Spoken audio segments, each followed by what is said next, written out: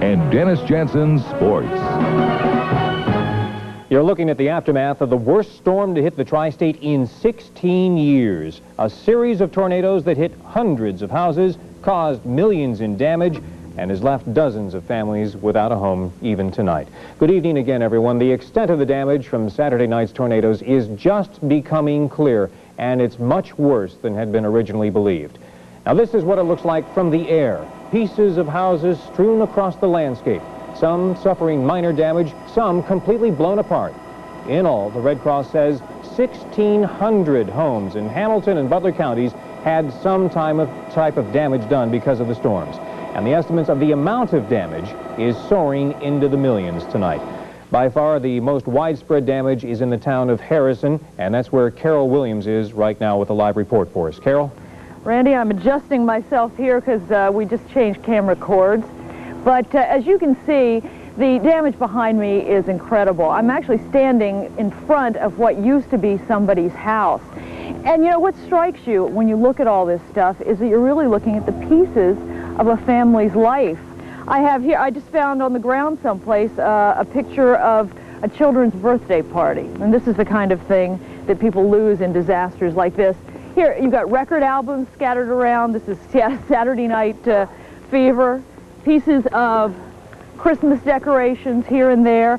I think behind me, you can see somebody's kitchen. There is still, if I step back, you can still see bagels, people's breakfast drinks, Pepsi cans. You can see a bathtub that is almost off all the hinges. This is just what's left of people's lives. Over here, you can see a piece of a door. This is all that's left is the doorknob and just a little bit of wood. You've got screens. You've got, here's a children's, wait a minute, I'm losing my microphone here. You get caught. It's hard to walk around here because you see nails and pieces of board. Here's a children's book. But anyway, Jay Schatz has been spending the last day and a half in Harrison, and he gives us an overview of the damage and the cleanup. Most of Harrison stayed home from work today, but here, home is work. Trees needed to be separated from houses. Holes in roofs needed rolls of tar paper.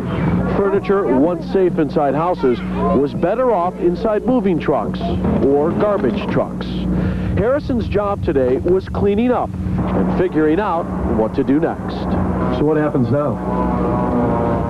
We're going to have to renovate the whole top floor. And You have to renovate? Yeah. Yeah, I mean, they're going to just have to probably just rip the whole top half off. And with 30 homes totally destroyed, more than 500 damaged, Harrison needed help and seemed to get it. Congressman Logan delivered a promise to convince President Bush to declare this a disaster area, while volunteers delivered wood, food, even sweat to help find things like the church piggy bank swept away from its rightful owners. But the most welcome visitors at Harrison today were insurance men with checks in hand. They came over this morning. They gave us money for living expenses now to find an apartment. So they gave you money right on the spot? Yes. I come and sit with you, and we write a check, and you get on with your life. Super. Well, I'm all right. Harrison somehow managed to smile through all of this. The for sale sign went up after the tornado hit.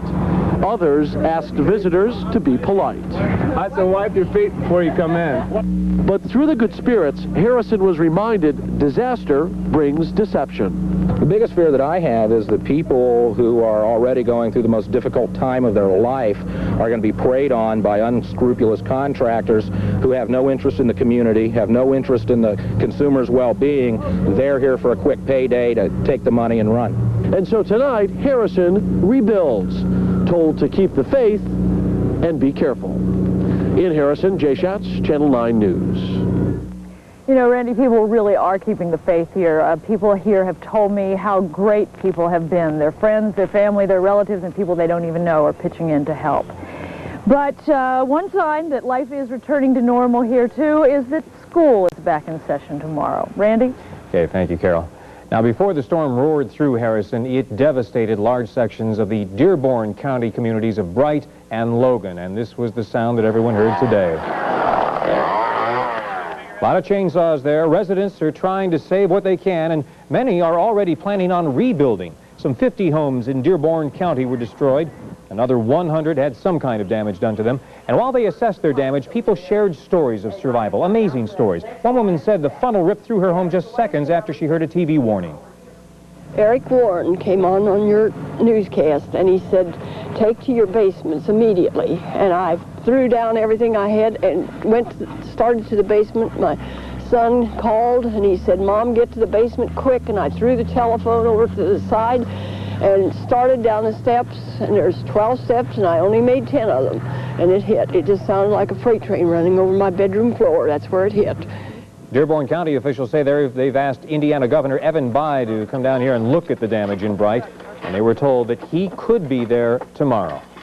And although Bright and Harrison were among the areas of the tri-state hardest hit by tornadoes, by no means were they the only places pummeled. Homes and businesses from miles around are tonight just beginning the process of getting back on their feet, receiving Saturday night's knockout punch.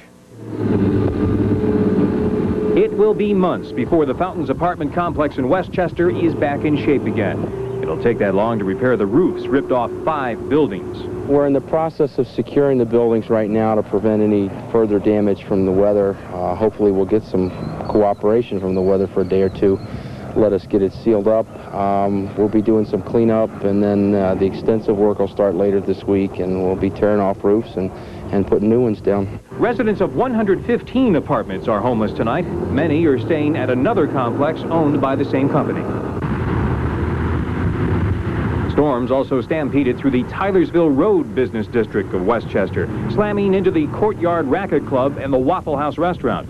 The storm did some $50,000 damage and closed the restaurant, but only for 12 hours.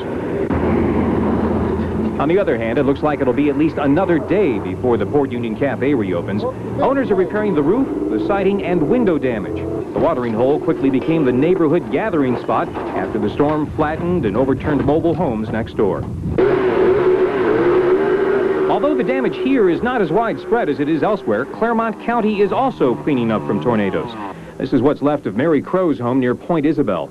She had just heard on TV that storms had barreled into Claremont County and was heading for safety when her home was ripped apart, with her inside. When she came to her senses, she was laying towards the back window in the back, and she managed to get a book that was laying on the floor and knock out the back glass and crawl out through the back window. Mary's son-in-law says she somehow made it up the hill to her rocking chair. This is where a paramedic found her with back injuries and in shock. Tonight, Mary, who, by the way, is a great-grandmother, is hospitalized in good condition. Carol? Randy, no matter where the damage is, the big question everybody's asking tonight is, where is the money going to come from to pay for all this? For most people, the answer is insurance. This is where all those payments you made on your premium finally pay off. Paul Schaefer tells us now how insurance companies determine the extent of damage and the size of your check. One day after this has already begun, putting back together what nature took apart.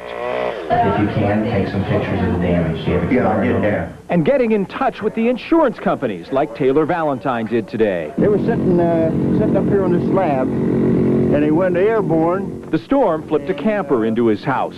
According to the people at Hawk Insurance Agency, Taylor Valentine's not alone. Over 150 claims have been filed since Sunday, with more coming in by the hour, which has the insurers scrambling. I'll get these to the adjuster. Insurance companies here in Harrison have been fast to act. Starting on Saturday, they were taking care of people's immediate needs for food, for clothing, for shelter. And they've already begun to pay out some of the smaller claims under $2,000. But for some of the larger claims, like this house, for example, it's going to take more time, and it's going to take some patience. It's just a matter of the time factor. It's not going to happen overnight. It's going to take some time because there's a lot of contractors that are going to be very well booked, so you're going to have to get on a list in a lot of cases. And the insurance companies have some advice for you. 1, don't go back into the dwelling if the damage is bad.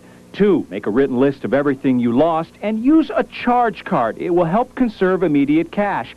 And 4, keep written records of what you spend. Also, before you deal with a contractor, you're advised to call the Better Business Bureau before you hire anyone to repair or rebuild your home. The number, 421-3015. And while total claims are expected to hit $3 to $4 million in Harrison, that is not as bad as it might sound, because the people of Harrison, we're told, were adequately insured. which means that they will see new homes and new lives rise from the rubble. In Harrison, Paul Schaefer, Channel 9 News.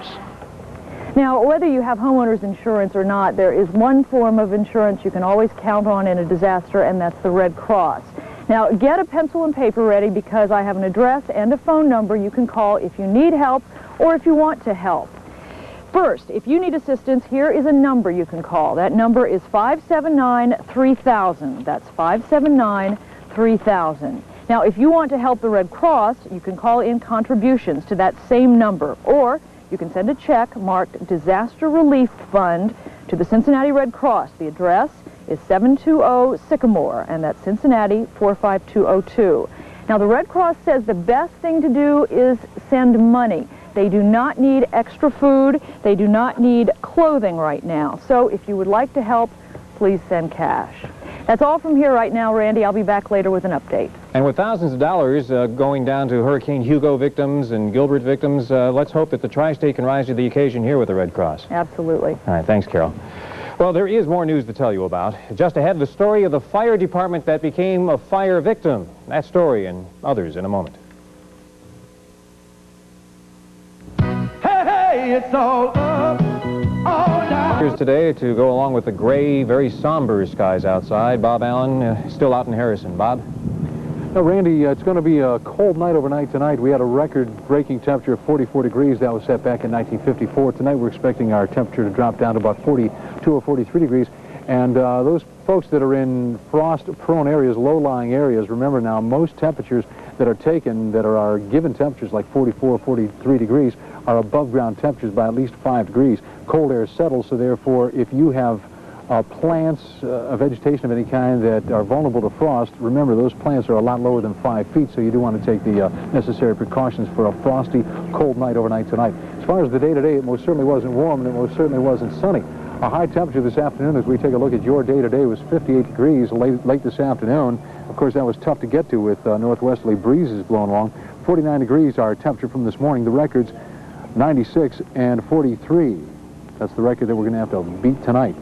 Here's a look now at the forecast. First of all, for tonight, it will be frosty, it will be chilly. We'll drop down to about 42 or 43 degrees with a clearing sky. It's mostly cloudy now. By late tonight, we will continue to clear those skies. Tomorrow, the clear skies will give way to sunshine and a high temperature as the winds shift around from the northwest to the west and southwest. We'll be able to get about 72 or 73 for our daytime high. Tomorrow night, of course, as we've had a whole day tomorrow of southerly winds, we'll be able to get up to about 72 or 73 degrees. From the maps, we'll be able to show you today that the cold front continues. Working on for the 11 o'clock newscast, we'll continue our team coverage of the tornado cleanup, including the latest efforts to get disaster relief into the area. We'll also take you to some of the shelters where people left homeless by the storms are wrestling with grief and the question, what's next for me? We'll be keeping an eye on some other stories as well, including Michael Jackson, hospitalized with chest pains. That'll all be at 11 o'clock. And we want to go back now to Carol Williams and Bob Allen in Harrison for a last word on today's cleanup. Carol? Randy, I think the really striking thing here in Harrison is how bad the damage really is. Mayor Rolfe said, you know, you see this kind of thing on TV, but you really don't expect it's going to happen to your home. All they need to do now is get people and money to help clean up. If you would like to help, let me give you the address for the American Red Cross. You can send a check to the American Red Cross. Is back on, and most of the roads have been cleared. But as you can tell from this house behind me, and yes, hard to believe, but that was a house behind me, it's going to be a long time before things are back to normal.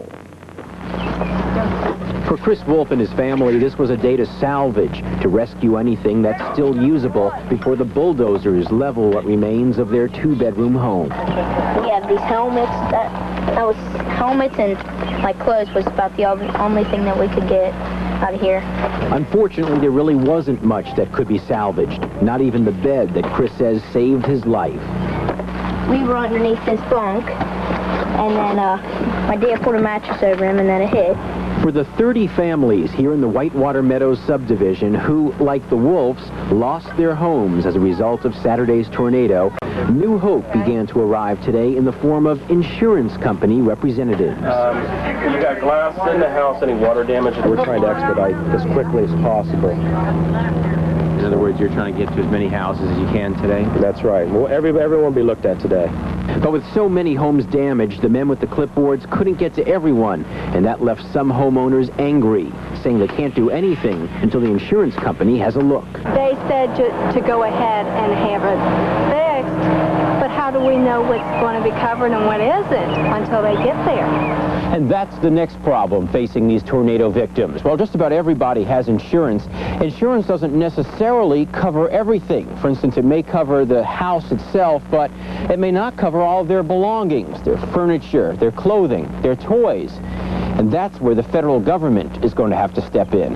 They are now numb and they're now digging out, but in a day or two they're going to be finding out where their insurance doesn't cover, and they'll want assistance for all kinds of things, anything from food to medical assistance. Well, there were several helicopters flying overhead today, and one of them did contain Congressman Logan. Also, it contains State Senator Stan Aronoff. They're going to be in Washington next week asking for federal disaster money and hoping to get that money here as soon as possible so that these people can start rebuilding and not have to wait for the money to arrive. On a brighter note, one last note, we should say the Harrison Festival this weekend, we were told tonight, will go on as scheduled, and they're going to take the proceeds from that festival and give it to the victims here for need of money. John Matarese reporting live from Harrison. Back to you, Randy and Carol. That's great, John. It'll be nice for the people to have some fun, too, after the week they've gone through. I think so, yes. Really. Randy? Well, almost as soon as the winds died down, the tri-state geared up, and tonight, relief efforts continue. Hundreds of people are relying on Red Cross volunteers for food or shelter. Channel 9's Suzanne Gatto has that part of the story. And if you need some food, go down there. If you need to keep warm for a while, whatever. That's what it's for. People are working so hard and they don't take time to get out and go someplace and get something to eat. And we go house to house. We take their food to them. Faye Kittle and these other Red Cross volunteers have seen their share of tornado damage. All day they deliver sandwiches and hot coffee to families just like the triplets. Families hit hardest by the tornado. For us, it's been a lot of big importance because we don't even have a stove, refrigerator, or anything, you know, and I mean, it really helps a lot to know that they're there. This Red Cross truck has already delivered food and drinks to more than 500 families in the Bright, Indiana area. They'll have to quit, though, come sundown because they won't be able to see in many of the neighborhoods. They hope the rest of the families will come here to the shelter, where they can get everything from a hot supper to new clothes. I'll take coffee, please. Coffee? People already here at the shelter have lost either all or part of their homes. 400 of them pile in each day. For many, it's more than just a hot meal. It's a shelter away from the reality of the tornado. You get to be with your friends and neighbors and that, take your mind off of what really you don't want to think about. But Red Cross officials say the town of Bright is filled with friendly people, because while the shelter is busy at dinner time, hardly anyone spends the night here. They're all staying with family and friends. It's a community doing its best to take care of its own. In Bright, Indiana, Suzanne Gatto, Channel 9 News. Here are a few other notes for you, some things to think about, too. If your home was damaged, the Better Business Bureau asked us to tell you, please be careful before you hire a contractor. Some con artists use disasters as an excuse to rip people off, unfortunately. Also, if you want to help the Red Cross, you can call them at 579-3000. That's 579-3000.